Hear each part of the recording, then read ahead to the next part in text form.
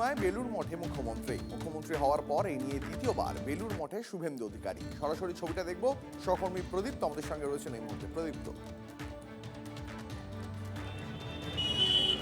দেখো 11টা বেজে 5 মিনিট নাগাদ রাজ্যের মুখ্যমন্ত্রী শুভেন্দু অধিকারী তিনি বেলুর মঠে আসলেন এবং গুরু পূর্ণিমা উপলক্ষে তার আসা, রাজ্যে তিনি মুখ্যমন্ত্রী হওয়ার পর এই নিয়ে দ্বিতীয়বার আসা। এবং আজকে যেহেতু গুরু পূর্ণিমা, খুব স্বাভাবিকভাবেই ভক্তদের ভিড় বেড়েছে। আমার সহকর্মী সমরকে দেখাতে বলবো যে সেই ভক্তদের ভিড় যেমনভাবে রয়েছে এবং অন্য পাশে মুখ্যমন্ত্রীর গাড়ির যে কনভয় সেগুলোও রাখা রয়েছে। এবং মুখ্যমন্ত্রী ইতিমধ্যেই বেলুর মঠে এসে তিনি রামকৃষ্ণ মঠ ও মিশনের অধ্যক্ষ শ্রীমৎ স্বামী গৌতমানন্দজির সঙ্গে যেমনভাবে ইতিমধ্যেই দেখা করেছেন, একই সঙ্গে মঠ ও মিশনের সাধারণ সম্পাদক শ্রী সুবীরানন্দজির সঙ্গেও তার সাক্ষাৎ হয়েছে। এবং এরপর তিনি ব্রহ্মানন্দ যে মন্দির রয়েছেন সেখানে যাবেন, স্বামী বিবেকানন্দের যে স্মৃতি বিজড়িত ঘর রয়েছে সেখানে যাবেন, মন্দিরের বিভিন্ন অংশে তিনি পরিদর্শন করবেন। এবং দিব্যা, যেহেতু আজকে গুরু পূর্ণিমা, এই দিনে সাধারণভাবে শিক্ষক, গুরু বা যারা পথপ্রদর্শক আমাদের জীবনে তাদের কাছ থেকে আশীর্বাদ লাভ করা হয় এবং তার সঙ্গে সাযুজ্য রেখেই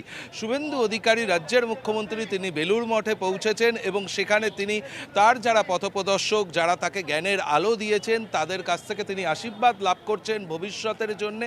এবং আজকের দিনকে, গুরু পূর্ণিমার দিনে, অনেকেই শিক্ষা এবং জ্ঞানের আত্মশুদ্ধির ক্ষেত্রে তার সঙ্গেই কিন্তু থাকে যে এক্ষেত্রে ধ্যান, জপ বা গুরুকে পুজো দিয়ে এভাবেই এই দিনটিকে তারা পালন করে থাকেন। যারা গুরু পূর্ণিমার দিনটিকে নিজের মতো করে পালন করেন, তার সঙ্গেই এই সাযুজ্যটা রেখেই মুখ্যমন্ত্রী শুভেন্দু অধিকারীর তার আজকে বেলুর মঠে আসা এবং দ্বিতীয়বার আসা। আমরা দেখেছিলাম এর আগে তিনি মুখ্যমন্ত্রী হিসাবে শপথ নিয়েছিলেন 9 মে, 21শে মে তিনি বেলুর মঠে আসেন। প্রশাসনিক বৈঠক ছিল হাওড়াতে, তার আগে এখান থেকে ঘুরে যান, আশীর্বাদ নেন বেলুর মঠের মহারাজদের কাছ থেকে, সন্ন্যাসীদের কাছ থেকে। আজও কিন্তু সেভাবে এসছেন এবং গুরু পূর্ণিমা উপলক্ষে তার আসা এখন দেখার বিষয় যে বাইরে বেরিয়ে এসে শুভেন্দু অধিকারী এই প্রসঙ্গে কোনো মন্তব্য করেন কিনা।